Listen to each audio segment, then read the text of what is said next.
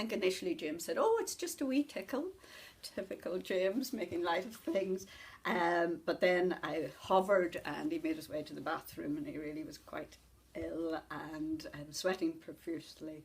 He dropped his clothing and lay on the bed, and I was hovering, and I had intended to make my way into Banbridge to get our meat for the weekend, but just as I was about to see how well James really was and make a decision on what I was going to do, I heard a sound I've never heard before, and I looked towards the bed, and at that stage James was breathing very rapidly, starting to show some foaming at the mouth. His eyes were rolling in his head, and he was going very unusual colours right across and down to his top of his head and down to his neck. So realised some sort of event was unfolding. I wasn't really sure just what, but fortunately the phone was just at my hand on the bedside table, so I quickly pushed 99, where I was then asked which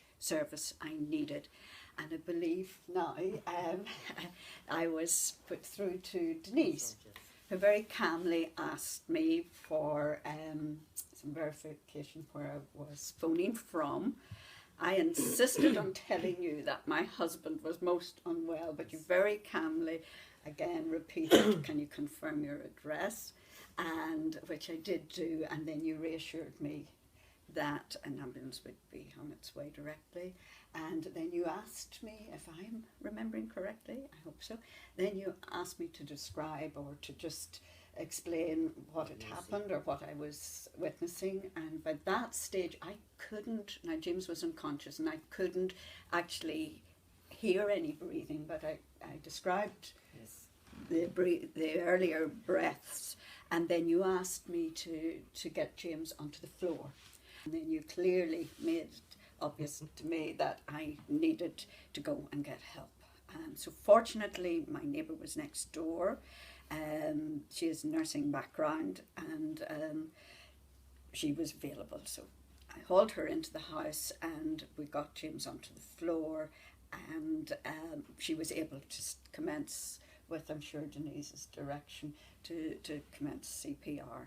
And then I think Grania realised quickly that she probably would need more support too in the intervening time. So she directed me, she said, go and get John. Unfortunately, unknown to me, John had CPR training, a neighbour who lives opposite. He also had returned from his morning work and was available to come to the house. So the two of them worked with James. How reassuring was it having somebody on the other end of the line? Oh, totally, to hear a calm but assertive and clear, concise instruction just was invaluable, because although I suppose, and people have said to me, oh, adrenaline kicks in, you really, in a crisis like that, I certainly, without any training or any experience of this type of event, I certainly needed that clear instruction, and certainly it was very good coming from Denise, yes indeed. Most people see the ambulance service as the paramedics who arrive at the front door. How nice is it for you to actually come here today to meet with James and Jim? It's nice to see a positive outcome from a call. From the control room perspective, we don't really get that very much. Once the phone call's over, that's the end of our dealings with any patient that we deal with. So yeah, it is nice to be part of a positive outcome. Raymond, you were part of the first crew that arrived. What can you remember of the day?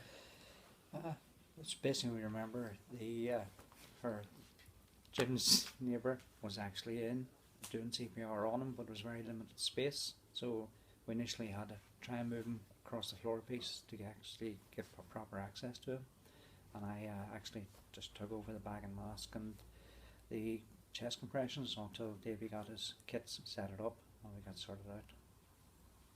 And Davey, you're the paramedic who was at the scene. What do you remember about that day? Just remember going in and seeing the gentleman unresponsive on the floor. When we connected the monitor to him, we seen that he was in a VF. His heart had actually stopped pumping blood around the body, so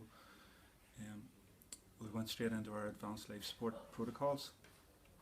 Raymond carried on with the CPR while I gained access to administer the drugs.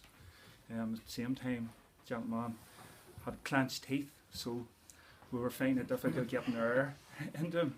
All I can say that as their CSO, I'm very proud of both of them. When I arrived on the rapid response vehicle, they had done an amazing job to date. They were dealing with a very difficult call in terms of the space they were working in, the cardiac arrest they were dealing with, and they had very systematically addressed all those causes, right to the extent where they were able to get back a return of circulation and establish what the underlying cause was, and then be able to get the patient to the definitive care, which really is a life-saving intervention. So as their CSO, I'm very proud of them today. I think they've done an excellent job.